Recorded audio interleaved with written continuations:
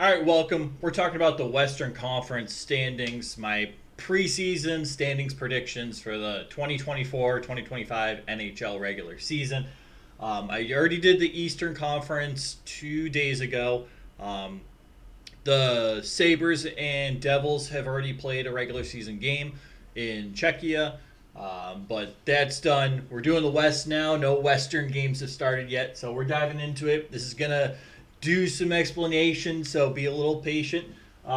Starting off in the Central, I got Dallas first overall. I think Dallas is just an absolute wagon.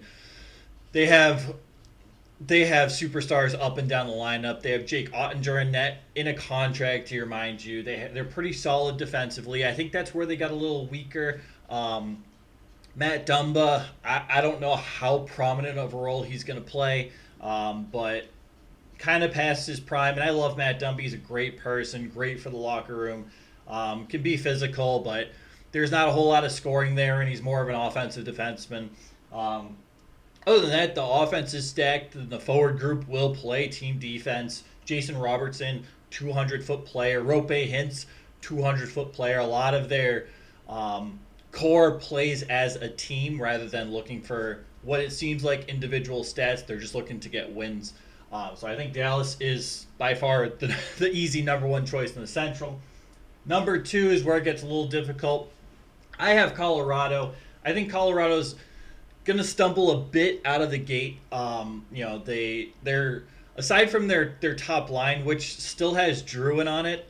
I have questions, especially when it comes to that second line. I like Middlestad. I think he's a great second line center. But you need Landeskog back, right?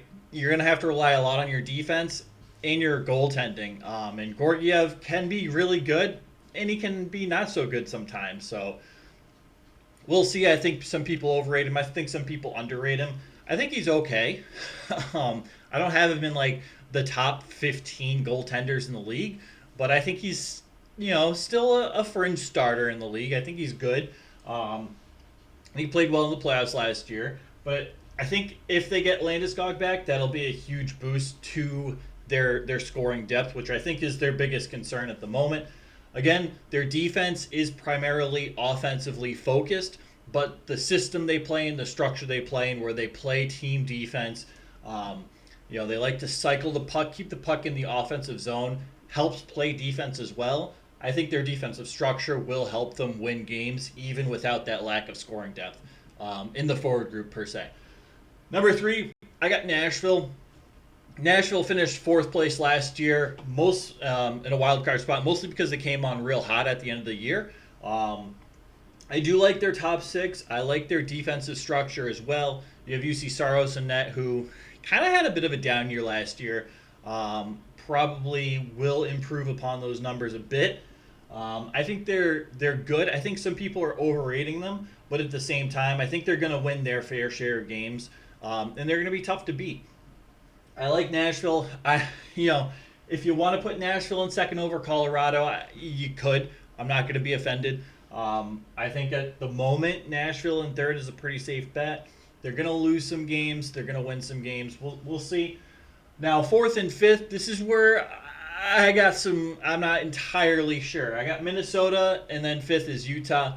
Minnesota. Remember, they dealt with Jared Spurgeon out pretty much all of last year, and when he was playing, he wasn't looking all that great. Spurgeon, roughly a top 10, top 15 defenseman in the NHL.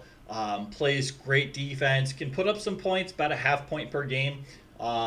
Maybe like 30 to 40 points when he's not on the power play. Brock Faber should be on that power play first unit. I don't know if I already said this. Kaprizov started off the season last year hurt. Took a while for him to kind of get into that mode. Boldy, streaky, but looking to elevate. Boldy's still very young. Rossi should elevate. My concern with the Wild is that they keep adding bottom six forwards, kind of stifling their youth movement. And I don't have a lot of trust in their coach and John Hines. I'm not going to lie. So we'll see what role Marco Rossi plays for most of the season. I'd expect Marcus Johansson to be stapled onto that second line again for God knows why. I think there's potential there to be a strong number four, But I don't necessarily think the coaching decisions are going to be in place to make them as good as they could be, per se. Utah at number five, though. I do like what Utah did. They bolstered up their defense, which is good. They really needed to. Their defense was not so hot last year, kind of a weak spot for the team. Um, it's really going to rely on the youth movement in Utah, which, no surprise. There were flashes last year. There's not a whole lot of really top end talent. Logan Cooley should take that next step. He looked good to finish the season off last year. You have what do they call him? The Italian stallion, Mattias Michelli. You have some pretty strong pieces on offense, but you need them to kind of come together and all take a step this season. I think they'll take a step. I just don't know how much of a step. So I have them in fifth place, just above that wild card spot, and I do have five teams from the Central Division making the playoffs. I don't know. It's just comparing the divisions, comparing where projected points are going to be.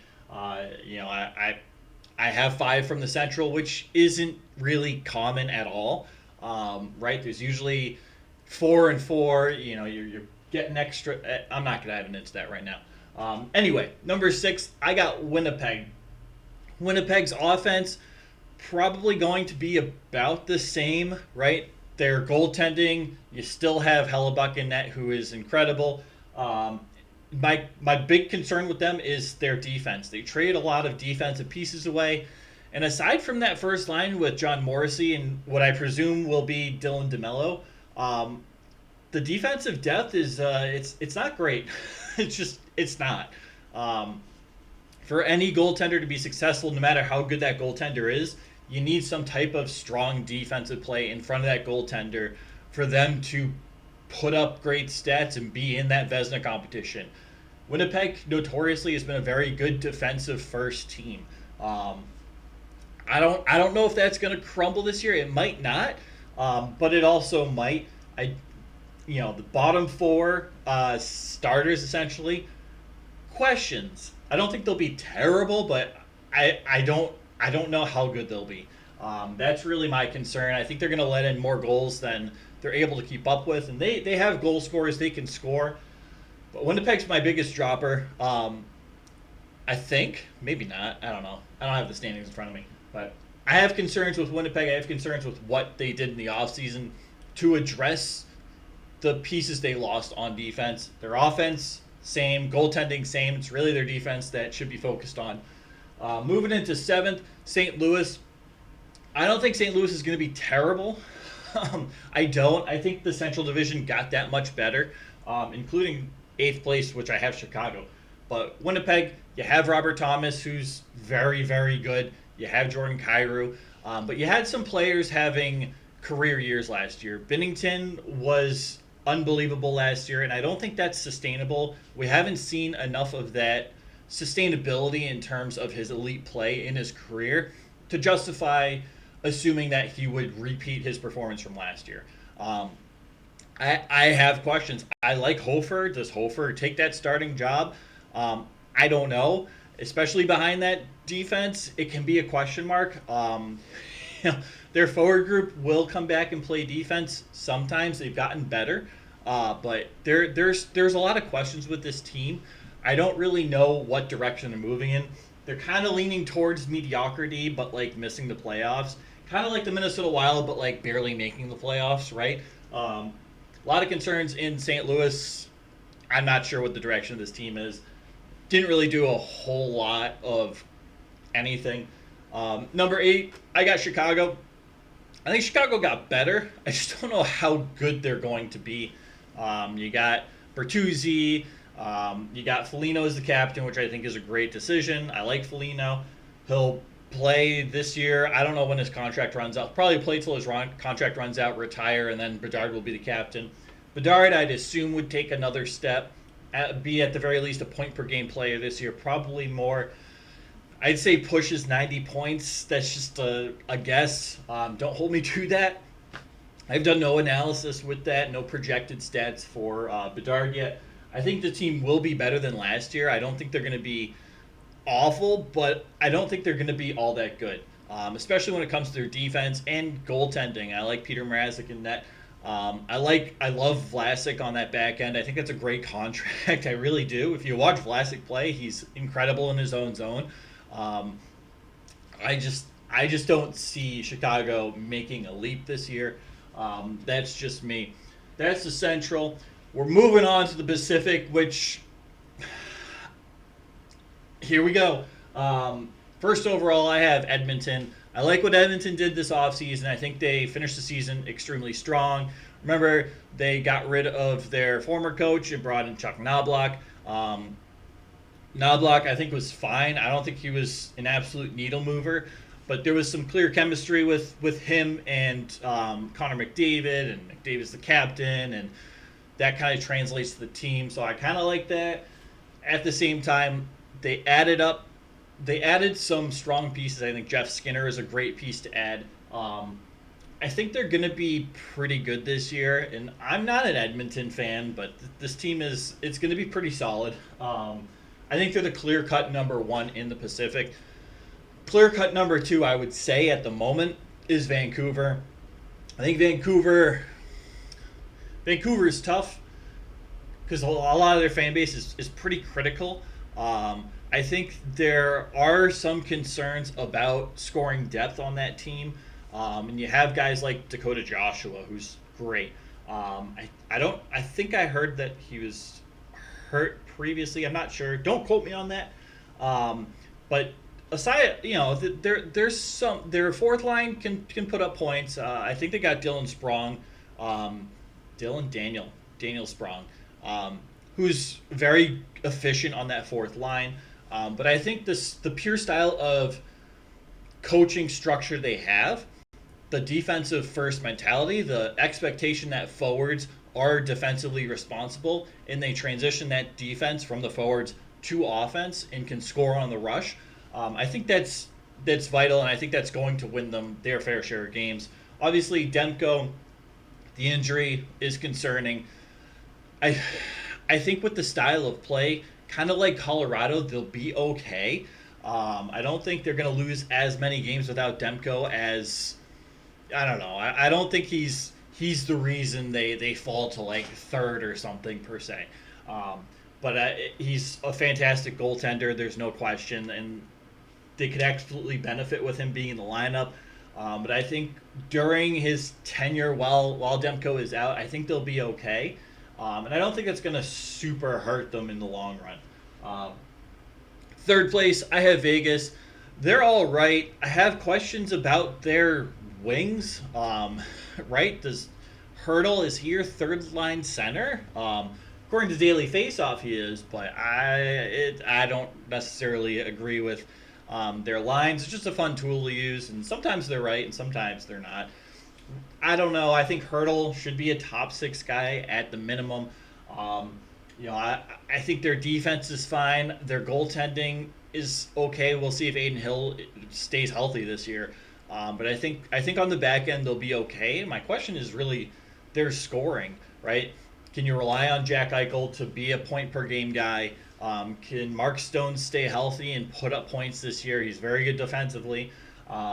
There are questions with this team. They've lost some pieces as the years have gone on since their Stanley Cup win, as you know, which happens to most Stanley Cup winners, right? I think they'll make the playoffs. I don't know how far they'll go in the playoffs with the current roster, and obviously they put players on LTIR, long-term injured reserve, which frees up cap space, which allows them to go get trade deadline acquisitions, usually big names. So we'll see. I'm not projecting the playoffs right now. That has to wait until the trade deadline's done. But Vegas, I think, should make the playoffs, and I'm not high on Vegas at all, but I don't think they're bad enough to miss the playoffs. I think they have a pretty solid team. They have a solid coach in Bruce Cassidy who wants a defensive first structure in place. Showed that in Boston, shows that in Vegas. I think that's great. Moving on to fourth place, who I have missing the playoffs, is the Los Angeles Kings. I think they'll be okay. I have questions about their forward group. I have questions about their defensive core, especially with Doughty out. and I have big questions about their goaltending. I love Darcy Kemper, I do. I tend to overrate him personally. And you have David Riddick as a backup. I don't know how much of an upgrade that is over Cam Talbot, if any.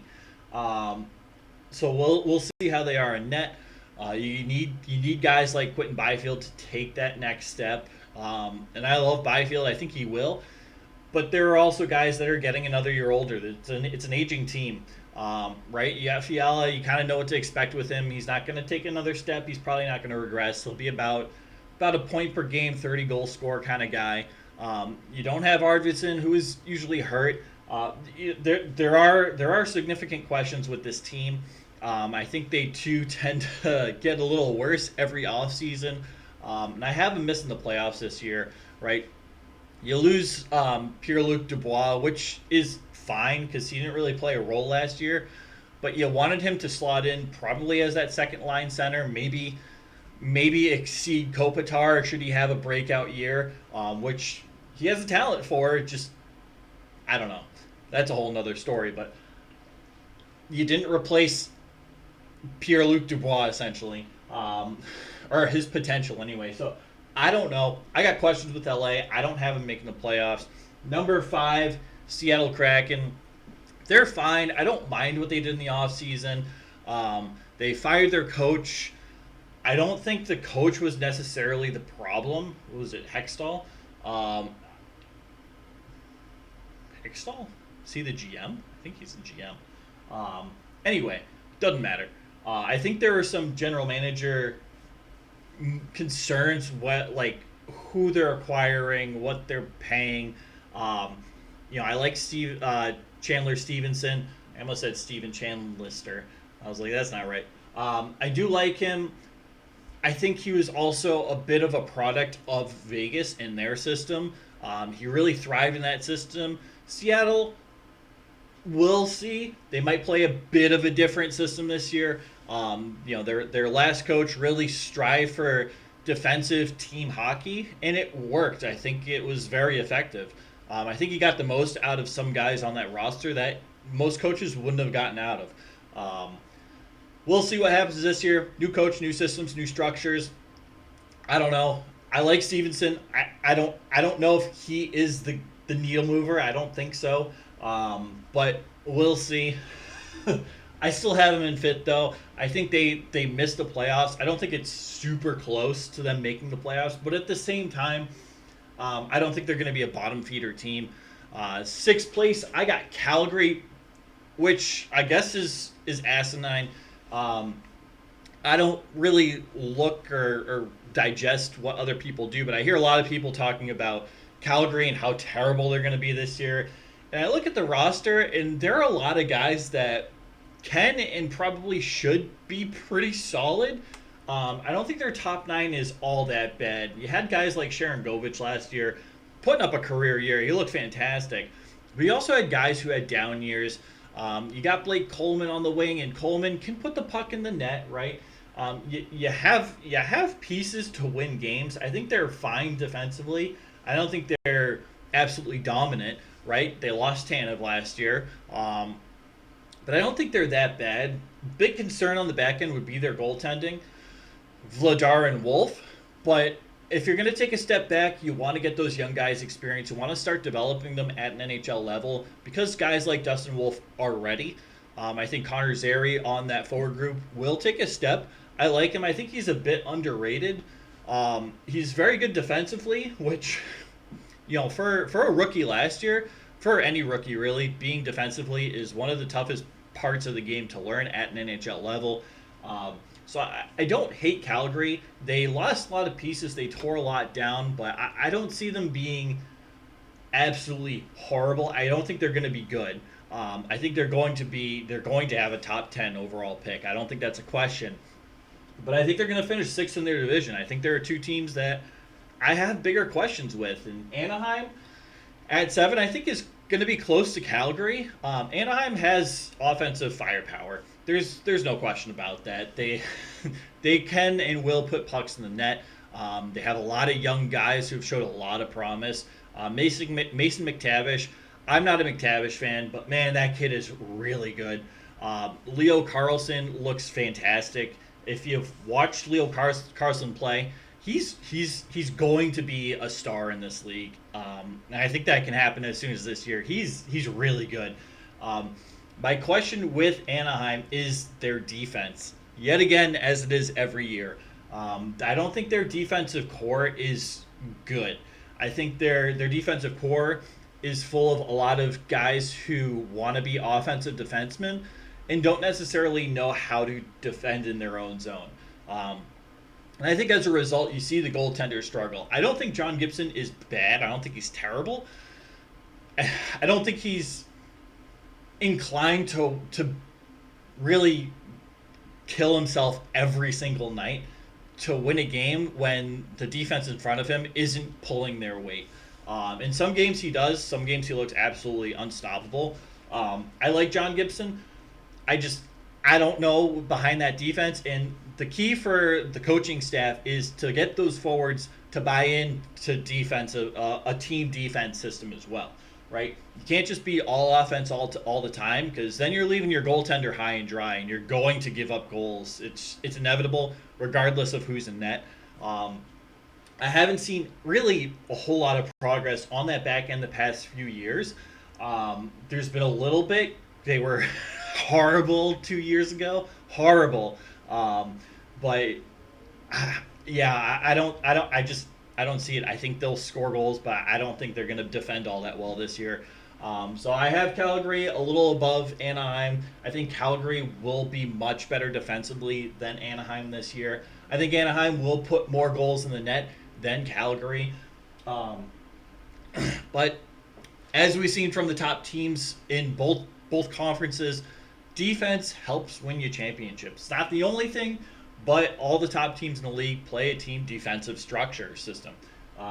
We need to see that from Anaheim. We need to start seeing Pat Verbeek, their general manager, build up that defensive core to a point where they can defend, not just potentially score goals in the future, right? You can have a little bit of both, but you need strong defense from your defensive core. That's why they're called defense, right? Number 8, I got San Jose. I like what San Jose is doing. I think Mike Greer's done a very good job as general manager of this team. Might be a bit of a hot take. He got rid of that Erik Karlsson contract. He got rid of that Brett Burns contract. There's just a guy running by my window. That was weird.